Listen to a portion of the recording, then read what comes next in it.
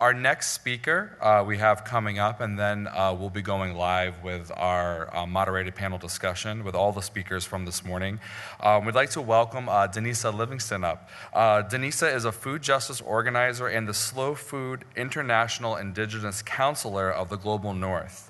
She is committed to addressing the diabetes epidemic, the dominant culture of unhealthy foods, and the lack of healthy food access on the Navajo Nation, as well as nationally and internationally. Please welcome Denisa up. Good afternoon, everyone. She Denisa Livingston and she the cheatney and she didn't ever sheen. Ozay didn't touch it, does she do not as a touching it, does Chanella. I see that Nasha A. Tedagon, well, yeah, Dianishila. Good afternoon, everyone. My name is Denisa Livingston, and I'm really fortunate to be here representing my community. I don't work for the tribal government. I've been speaking on behalf of the people. I've been voted, by the people to speak on behalf of these legislations and the policies that I'll be speaking about.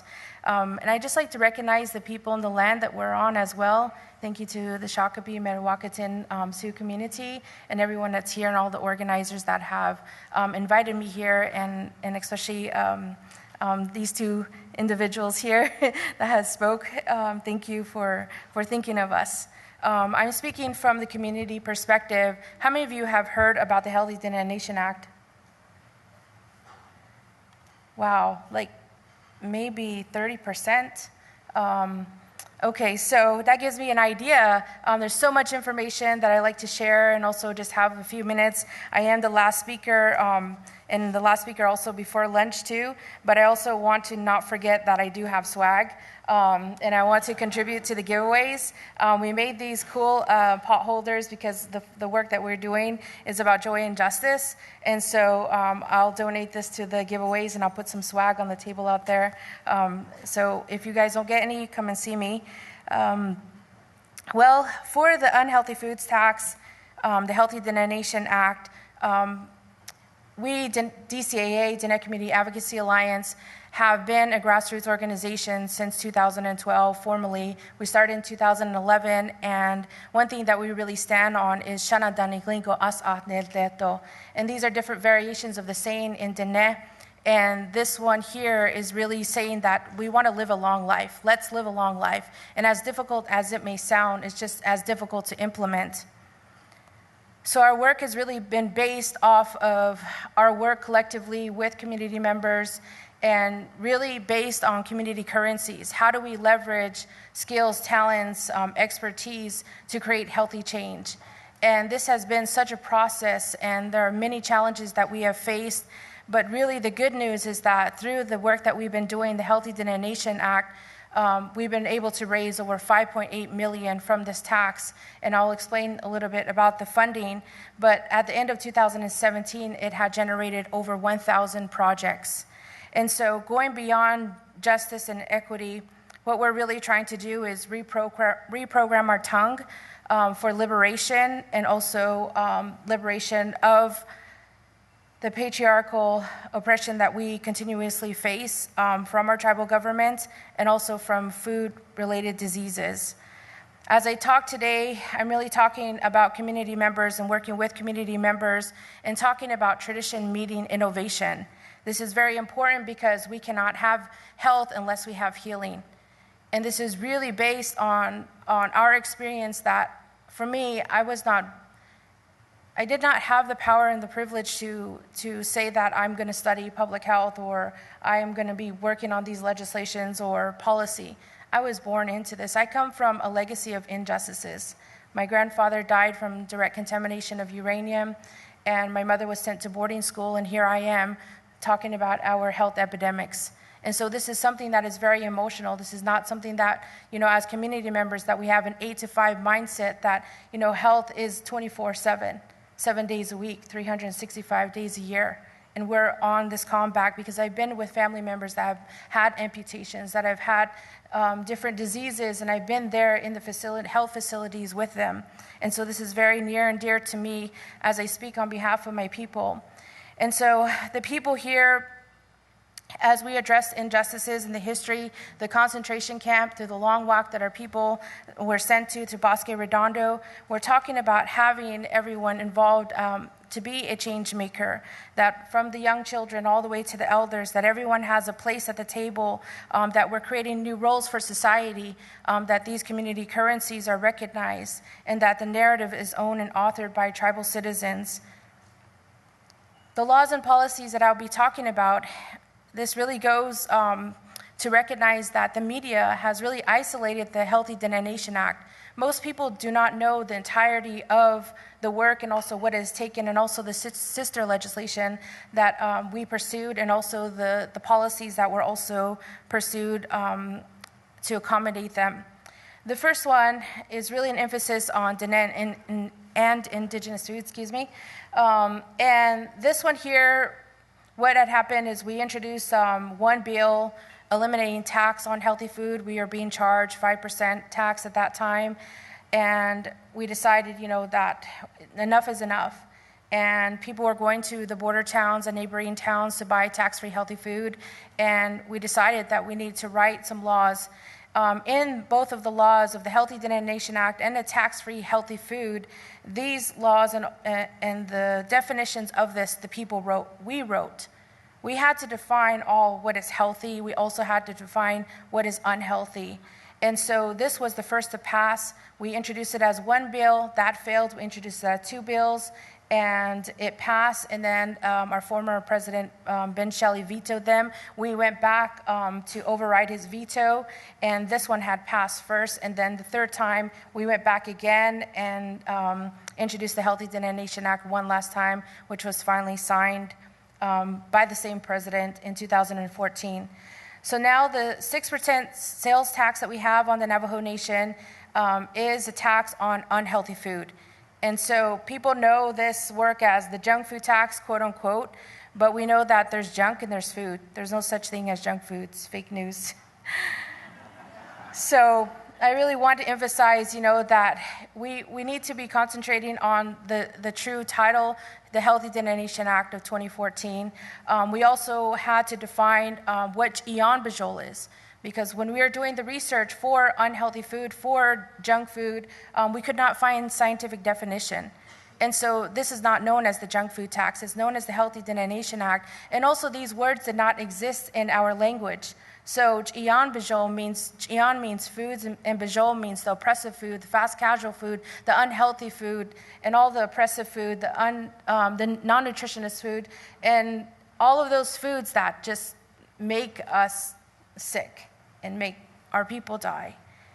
That is Ian Bajol. We had to create those words. We also had to create the definitions of all of these listings for these categories. We are the only unhealthy foods tax in the U.S., and this unhealthy foods tax was indigenous-led, it's community-led. When we were looking at how the revenue would be spent and also the process of it, of course, we didn't know what we would be going into, what would we be getting into, and step by step, we went through every challenge. For those of you that have been watching us live stream, I presented to the council over 20 plus times, and waiting 3 days, sometimes in 3 a.m. to 4 a.m. trying to present. And even now, I try to talk as fast as I can. In our cultural norm, and we don't talk fast in today. We talk very slowly, and so some of my people are like, "You're talking too fast." Like, blame that on the tribal council, because they tell you have 5 minutes, but they really give you 1 minute. And so when we were presenting, this is the flow of what the revenue process looks like, and also channeling that all the way down to community-based wellness projects. So you can see all the different offices that we work with. And also, one of the biggest things that we faced during this time is that we did not have any really Navajo-led research that would talk about our tradition of taxation. So not everybody is for taxation, not everyone was in favor of this, but when we changed the conversation from a junk food tax to the Healthy Denonation Act and talked about recycling money so that it can fund community wellness projects, then the perception and also the understanding came that this was something positive. So changing that negative energy into something positive was very critical. But this is what we lacked. Out of the work that we've done, we needed findings for the legislation. The Healthy Denomination Act is over a 300-page piece of legislation, and this part of that here is that, for example, Tehoto'i Medical Center, I know some of you are here from there, and some of the colleagues that I have led the health needs assessments, and these started to pop up around Navajo and really emphasize that people wanted more community wellness projects. So what we are trying to emphasize is that community wellness projects, wellness grows from the community, that it's from community. In the laws and policies, we did state that you can be a community member to propose what kind of community wellness projects that should be implemented. And that is something unique because when we're talking about community member, it's not just Dene, it's not just our Hopi relatives or our Pueblo relatives, it's everyone in the community, whether you're a service provider or whether you're a guest there in our community. And so what we wanted the community to do is to address their own needs and goals and not dictate what should be implemented, what the funding should be used for, and also for our community members to take ownership and responsibility. So many people don't know about the taxation stories that come from our elders, and that we've talked about taxation over and over, that this is something, ancestral justice is something that we're trying to address. And many elders came and said taxation has always been a part of our culture, that we've been able to tax ourselves to survive in many different ways. For example, limiting one offspring. We've been able to do these different types of strategies for us to still exist today. And this is a narrative that never gets out there. And I want to say that because, we've been criticized by Forbes, we've been criticized by public health professionals about the taxation that we've been doing. And we've been compared to our Navajo casinos that that they're not paying, that they're tax exempt, and that we're that we have a Healthy Denomination Act tax. And so really when we're looking at the local level in Kayenta, Arizona, they have a township tax. So according to Forbes, Kayenta and Tuba City have the highest taxes in the nation, from 11% to 13+%. So folks that are in those areas are paying the sales tax of the Navajo Nation. If you're buying unhealthy food, then it's in addition to those taxes. And so when we're looking at the evaluation of these taxes, we really wanted to see what is going on in those two areas.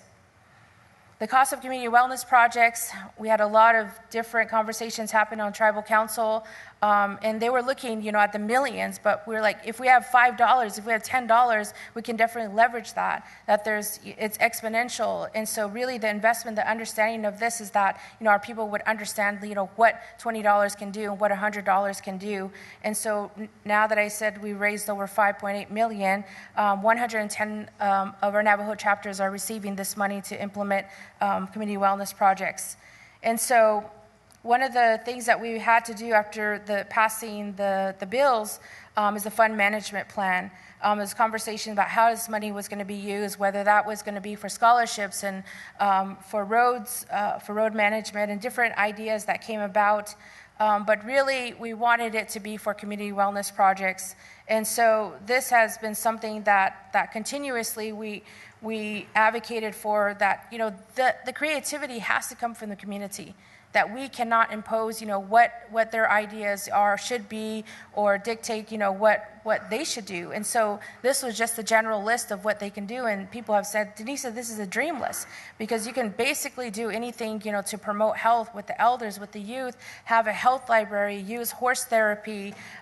You can put signs in the convenience stores or grocery stores, have clean water initiatives. All of these different projects you can use the money for, and also match that to other funding that may be available.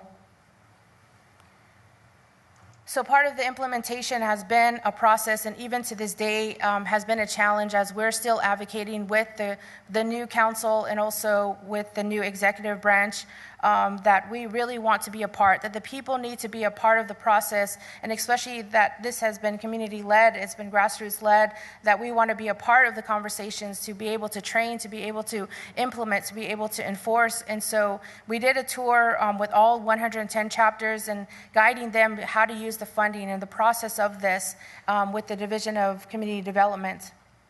In the beginning of our work, one of the biggest challenges that we face is that we were not allowed to author legislation, to introduce legislation, to present legislation, and we uncovered that our traditional laws stated that we have every right to be a part of the process. And so those of you that know that the Navajo Nation government is a replication of the U.S. government. And so as a woman standing here, that is also not taken as a gift, not taken as a blessing. I've been up against so many men in our tribal council and also so many leaders just speaking on behalf of the people. But us Indigenous women, we're caring for everybody. It's not me that stands here, it's the community that stands here. And so as we unveil the fundamental laws of the Diné, that it's up to us, it's up to our leaders and also upcoming leaders, to protect and preserve our population and also do what is necessary, that we should make declarations to implement what is necessary for us to survive. Part of the process that we have done is that we signed an MOU with the government, and even to this day, it is not recognized. That as we're advocating to be a part of the process with the Tax Commission, with Division of Community Development, with the chapters that we have, that we are exempt, that we are not even recognized. We're invalidated by our own. And how many times as Indigenous people, we're in these health, conferences, we invalidate each other. We invalidate our leaders invalidate us. And so it's very emotional for me to stand here and to present this because it has not been easy and the sacrifices that we go to, and especially, that we're mostly volunteers in what we're doing, and the work that we've been doing has been out of our own pocket. So as we go forward with the Tax Commission, we're really trying to create a conversation that is healthy on both areas for the work of our people and also for the health of our people and also for the health of the Tax Commission. I don't know how many of you know or don't know, but the Navajo Tax Commission is not regulated. And I stand here as a target, and I'm censored too, to even say that and state that, we're losing lots of revenue from the Tax Commission, because it's not regulated. How do we improve their capacity? How do we offer our help? Do we give them part of the tax so that they can improve their office, so that they can have systemic reform? What can we do? How can we expand and also support that? So we're looking at different types of bills coming up about how do we empower our Tax Commission. Not everybody supports, the partnership with the tribal government, but we're advocates trying to make that conversation happen and also exist. And so traditionally, I come from a matriarchal and matrilineal society that my grandma and my mother and our women, that are trying to stand up and to be strong, that we need to be a part of that process and grow leaders and grow warriors and public health warriors, so that we are the pioneers, so that we can also meet, tradition with innovation. So some of the things that we've done is all these assessments informally on our organization, on our work all the time, because we don't know what is coming up. We don't know what's going to happen. I mean, the middle of the night, politics is cruel. It is not a place to be, especially when you're up against Big Soda. You don't know what they're doing. You don't know what the research. But as community organizers, I don't know how many community organizers are here. The climate change of us organizers, that we need to get organized. Because these companies and industries are prepared.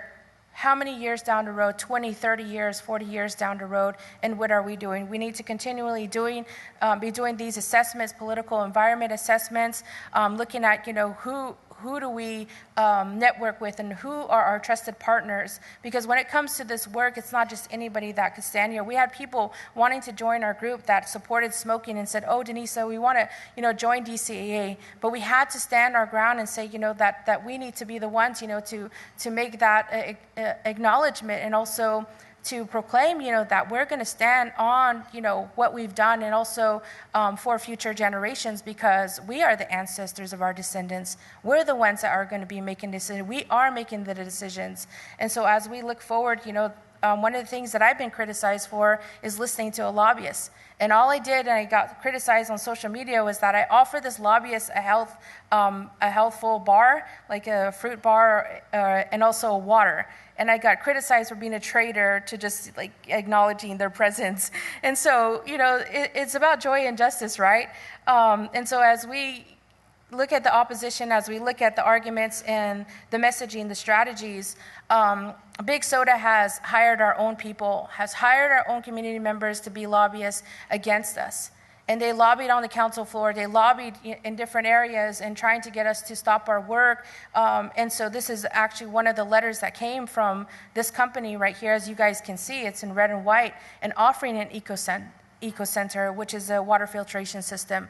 And our leaders are being exposed to these kinds of offers. And not only that, what we've been experiencing in the last year is that our young people have actually been recruited into the leadership camps that these companies are creating. I don't know if you guys have any information on that. What are we doing to recruit our own youth to stand and also with their families to not accept money, not accept scholarships from these companies? I skipped this slide. And so one of the biggest things that we're trying to do also is visibility campaigns. It's not reclaiming the food system, it's also reclaiming those messages that are out there. If you drive across Navajo, you have all these different billboards that contaminate even the environment. You have companies that I won't mention, but you see these big company names and they're dominating even the visibility that we see on our own land. And how do we reclaim that? Intergenerational synergy is one of the biggest things when we're talking about our cultural capital here, is that we're able to be on the radio in 6 different stations, entirely in Dene, writing about the health, writing about these laws, and educating our people, because we still are facing utilities justice. We're still trying to face getting internet and also clean water in these places, and we have to still be on the radio. We have to still do print. And so for those of you that want some of our newsletters, I have copies for you. And so we're also in the newspaper, the Navajo Times. We distribute about 17,000 to 20,000 copies of citizen journalism. What we're trying to do is that ensure that the narrative is owned and also authored by Indigenous people, because we know that is something that we're dealing with. And so I'm almost done here. Healthful food is life.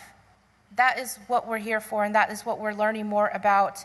And one of the biggest accomplishments that we've done in our visibility campaign is that the billboard, there was one digital billboard on Navajo and Chinle. We were able to reclaim that. We had like 37,000 rotations a day with this advertisement, that healthful food is beautiful for us. We have created a video that I would love to show sometime, but we'll be releasing that on social media as well, capturing the narratives and the stories of the people that have been involved. We do our Zumba events. We do a Zumba tour de res for those of you that love to do Zumba. This is one of the creative ways that we've been able to get our community members involved. And we're going all over the res doing that. One critical thing is to acknowledge the health leadership, that our tribal leaders not all support healthful ways and healthy works, but also that Mr. Danny Simpson has been the one sponsoring these bills that I work very closely with and continue to advocate with regarding his work and also his involvement with the youth and also educating and helping the youth to be a leader without a title. Support our Dene youth, as you see that on social media. Be a part of the conversation. Know that shared responsibility and also shared investment is important as we see this globally. I was recently in Belize, and this is something that the kids on Fridays, they wear their rags, quote unquote, is their street clothes, and they pay 1 shilling. And what that funding is to raise money to have clean restrooms. And so that's a part of the taxation example. Get a copy of our newsletter. One last story is my grandma. You know, without healing, we cannot have health. My grandma's over 90 years old, and she shared this picture with me, and I don't know how long she's had this in her heart and in her spirit, but she shared this picture, and these foods my mom has never seen and we have never seen. I said, Grandma, how long have you been carrying these stories? And it's most of her life. Our elders should not have to wait 90 years old, 100 years old to share their stories. Please create opportunities of healing. Please create your brave spaces, not safe places, but brave spaces that in respect that we have healing together, and those conversations will exist. Our language is so important. Get a copy of the newsletter for that. and also be a part of taste education. Biodiversity on our palate is very important, and those of you that are interested in this type, for us to be active in slow food, come and see me. Thank you to all our sponsors and funders. If you're here, please come and visit our communities and be involved in the conversations. And if anyone has any questions, we're going to move into the panel right now. And I really appreciate everybody listening. And also just to consider one last thing is that our social gastronomy is that we need to rebuild a relationship with ourselves, our community, and food, and also our identity to have purpose. Thank you.